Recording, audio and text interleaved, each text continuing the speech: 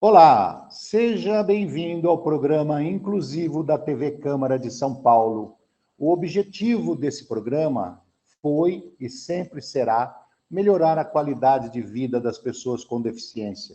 Nós temos entrevistado muitas pessoas que são trabalhadores das instituições, fazendo um serviço maravilhoso para a sociedade.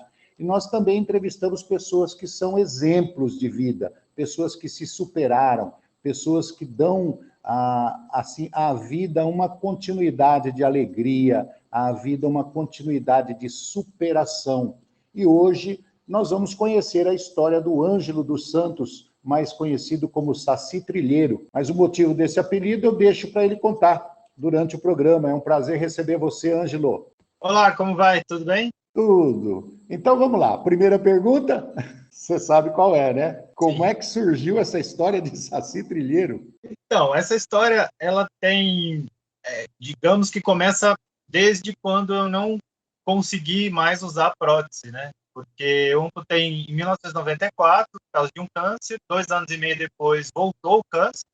Eu cheguei a usar uma prótese nesse tempo, mas quando o câncer voltou, eu tive que fazer radioterapia, fazer cirurgias, colocar bolsa de urostomia, colostomia, então a região onde a prótese encaixa, né? Porque no meu caso também eu perdi 100% da perna, inclusive um pedaço da bacia. Então eu não tenho aquele coto para encaixar a prótese, né? Que facilitaria. Então a prótese para mim, no meu caso, eu acho que ela seria mais uma questão de estética, não funcional, não tinha muita funcionalidade. E aí eu passei a me aceitar, né? Eu até tentei usar prótese depois de 97, quando o câncer voltou, mas foi muito mais difícil que antes. Aí eu desisti da ideia, porque eu priorizei o meu bem-estar no dia a dia, né? Por exemplo, subir uma escada com prótese, andar no dia a dia, fazer uma trilha, então, com prótese, nem pensar. Né? E aí eu resolvi me aceitar sem perna, comecei a trabalhar isso na minha cabeça.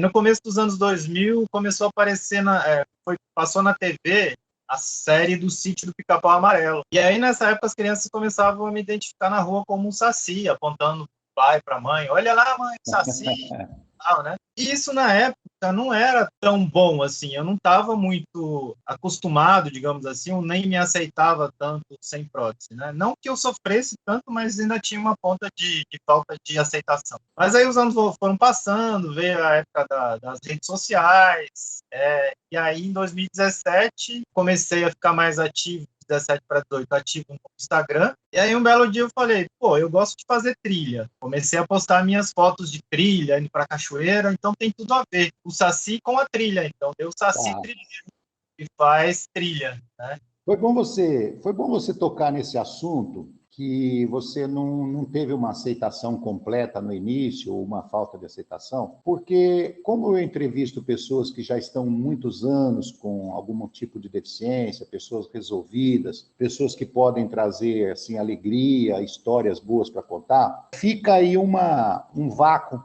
digamos assim, para as pessoas que ficaram deficientes agora, recentemente, né? E eles pensam assim, poxa, eu não sou como ele, eu não me aceito. Não, não é bem assim. Todos nós que nós iniciamos uma fase de deficiência, a gente passou pela fase de não aceitação também.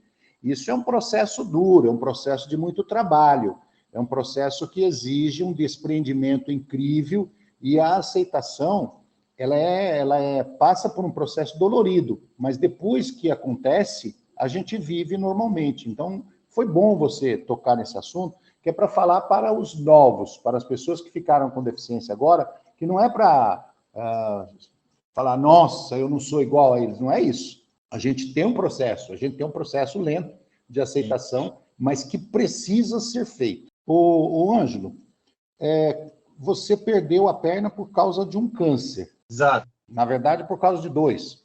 Foi o mesmo câncer, digamos assim, que voltou 2 anos e meio depois. Voltou.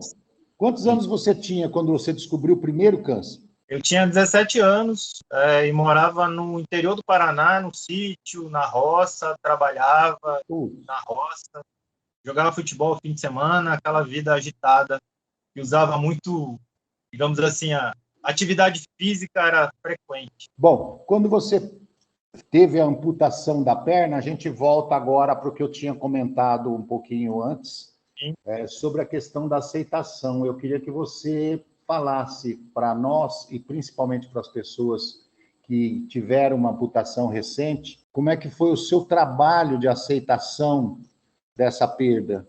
Eu agradeço, digamos assim, tive uma iniciativa que eu acho que fez a diferença na minha vida quando eu amputei. Porque a primeira ideia que vem na cabeça, amputado, sair na rua, é aquela ideia de medo, a vulnerabilidade que você vai ter de você ser visto como uma pessoa diferente diante do público em geral, da maioria que está na rua. Então, dá aquela vontade de se esconder, de ficar dentro de casa, de não se colocar à mostra para não ter que passar por esses problemas. Mas aí veio na minha cabeça aquele pensamento assim, se eu ficar dentro de casa, eu não vou viver. Então, eu tenho que me colocar nessa vulnerabilidade, sair para a rua para ver o que vai acontecer. Eu tinha medo de preconceito, tinha medo de não arrumar namorada, enfim, de várias coisas, mas como que eu vou testar isso se eu não colocar em prática, né?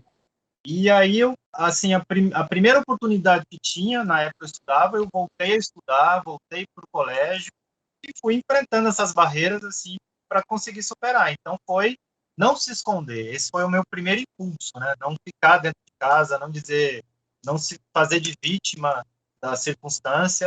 Eu sabia, porque na época eu tinha sonhos, né, de adolescente, quero estudar, ter uma profissão, ter uma casa, enfim, né?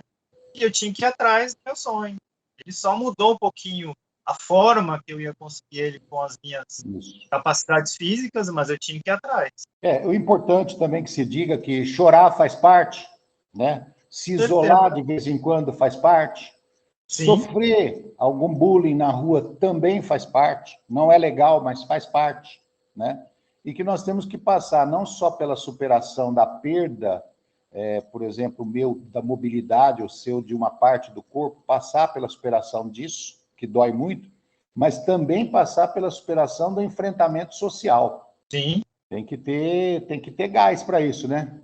Tem que buscar essas forças lá no fundo, assim. Eu acho que é você buscar o autoconhecimento, a reflexão, isso ajuda bastante. Agora, a pessoa que sofre um bullying na rua, que sofre, de repente, uma tiração de sarro, como você, por exemplo, chamaram de saci, se ele se amedrontar, se ele se recolher e for para dentro de casa, ele nunca mais se recupera, né? Exatamente.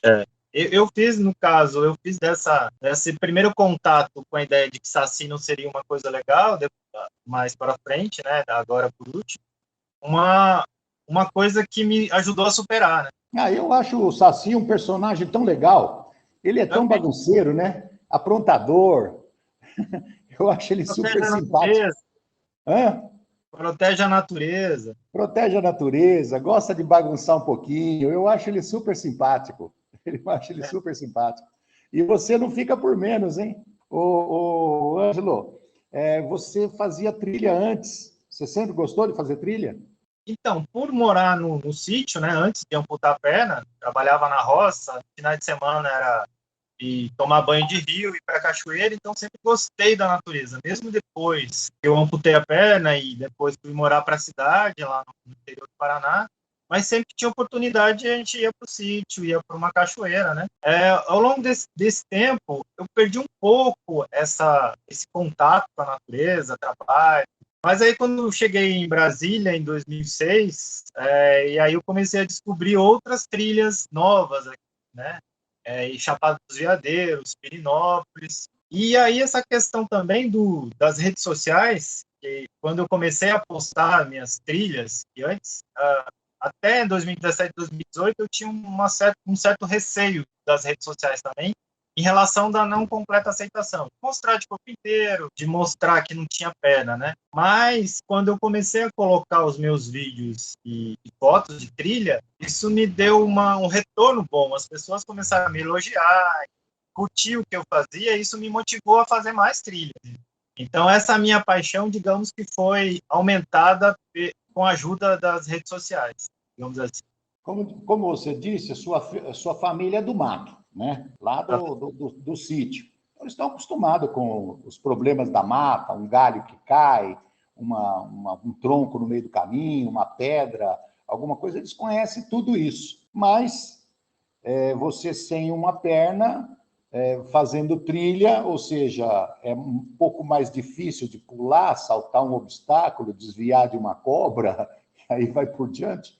Eles te apoiaram quando você decidiu que queria continuar fazendo trilha? Ninguém chegou e falou para você assim, tu é doido? Não, sempre tive apoio da família, que às vezes não tinha apoio, mas não declarado, era das pessoas que me viam falando sobre trilha, né? Falava que ia fazer determinada trilha, mas é difícil, mas é muito longa. Ninguém disse que eu não conseguia fazer, mas colocava aquele medinho em mim, né? E eu nunca tive medo, assim. Também nunca, no início, eu não fazia as trilhas grandonas, as trilhas mais difíceis, né? Eu fui começando devagar. E aí agora, por último, que eu faço, digamos, quase qualquer trilha. Não tem trilha difícil. Acho que as trilhas mais difíceis são as melhores. As que desafiam mais são as mais legais. Ok, nós estamos conversando com o Ângelo dos Santos, o Saci Trilheiro, um papo gostoso, e nós vamos continuar daqui a pouco, depois do intervalo. Nós já voltamos.